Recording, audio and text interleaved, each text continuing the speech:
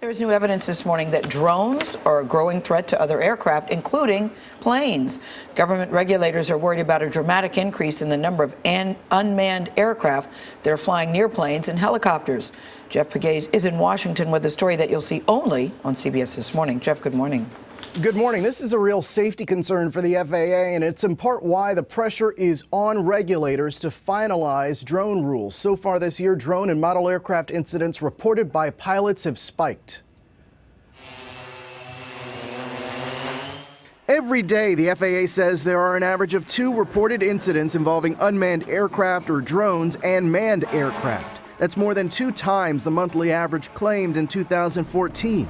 Adding up to roughly 60 reported sightings of drones each month so far this year. In the past, major commercial airline crews have spotted them, and in some cases, pilots have had to alter course. Michael Huerta is the FAA administrator.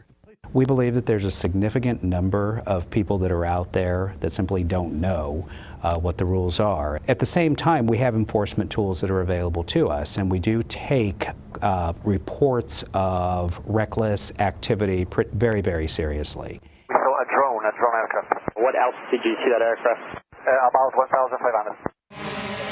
Less than 2 weeks ago, the FAA released proposed rules for the commercial use of small drones weighing under 55 pounds. Under the new regulations, drones could only fly up to 500 feet and 100 miles an hour during daylight hours. They must also remain within visual line of sight.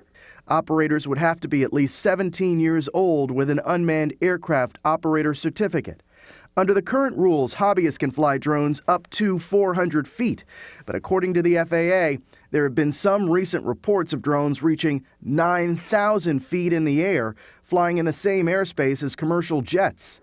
New York Democratic Senator Chuck Schumer believes the penalties currently in place don't deter operators from flying drones recklessly in the national airspace. Do you think there need to be tougher enforcement actions?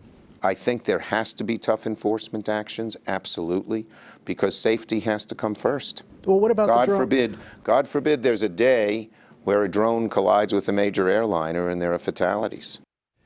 The new proposed rules for the commercial use of drones will not be final for at least a year, probably longer. Gail? All right, a lot to be worried about. Thank you, Jeff.